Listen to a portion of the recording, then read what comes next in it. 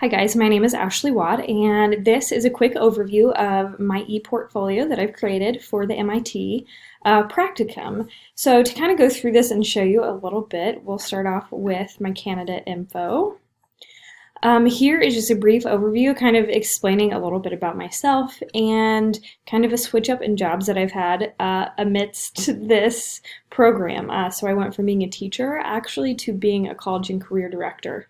So that has happened, that started this class year. So it's kind of taken an interesting approach when you start to look through some of this stuff as well. But that's my introduction, my personal and professional goals, introduction video, and then my exploration stage. I think this exploration stage was really nice for me to reflect on kind of my insecurities about starting this school year and then also being in my final course in this program as well.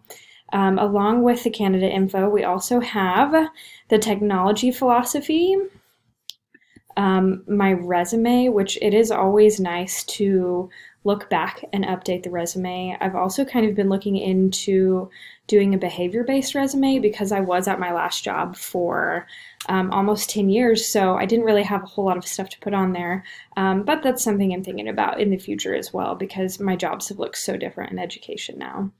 When we go to my activity evidence, we see my professional development plan, and I feel like this is where I struggled probably the most. I went from having a professional development plan that was very much related to being an ag teacher and a teacher in general to now all of these different aspects that I have of this career that I've started now. So it was kind of interesting to start to pick that apart and look at all of the different things that I'll have to do this year or I need to do this year to make sure that I hopefully accomplish and I'm good at my new job and I benefit the staff and the students here.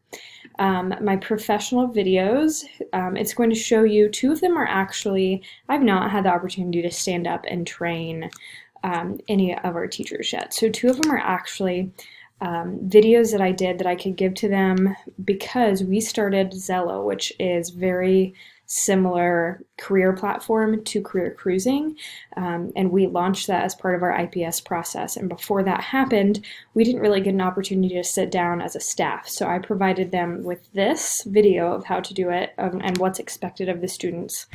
And then I also, in my professional presentations, you'll see one that is just kind of PDFs that show you exactly where to click and things like that, because we have a lot larger staff here than I did at my last school, so I wanted to provide them extra ways to do that.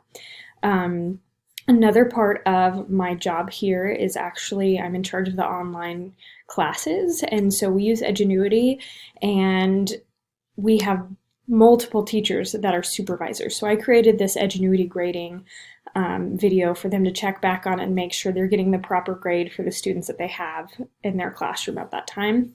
And then this career clusters exploration, there's really not a whole lot of technology beside the presentation that I used, but a big thing and a new part of my job is going to be getting students exposed to career clusters and hopefully helping them get into pathways as early as 7th and 8th grade.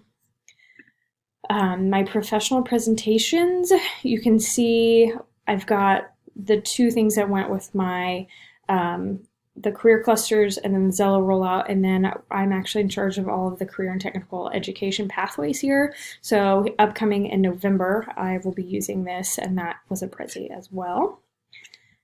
Article summaries. I chose to do, and these are just buttons, so it'll take you there. I kind of wanted to explore a little bit more about Google Sites, and I'll talk about that kind of last with my reflection. But definitely assistive technology. With our online courses, I think it's always important to reevaluate what you're using and if it's really benefiting students. And I know I've had some struggles with our online courseware, and so the online course outcomes was really important to me. And then we also have a couple of students that are taking advantage of the massive open classrooms. So that is really interesting to me, all of the stuff that's available for free for students that are very coming from accredited places. So I really wanted to learn more about MOOCs. The extra resources that you'll see here are kind of a collection of things that I've done throughout this course. well, the whole program actually. So you'll see some buttons and some other things connected to it. The hardest thing about this part for me is that the front of this program that I started, I was a teacher. So a lot of those things are based in teaching and focused on teaching. And not that I can't use them here, but it's definitely got to take a different look for me. So, reports. This is where my faculty and review will go. And then in the reflection, it was really nice to think of how different my career has looked from the beginning until now, but how much this course has benefited me in both positions. And I know in my extra resources, I kind of said, I don't know how I'm going to use this stuff, but I know I'll be able to. And of course, like I've already been able to use Screencast-O-Matic and things like that with this new job. So I know I'll be able to use it with students in the future.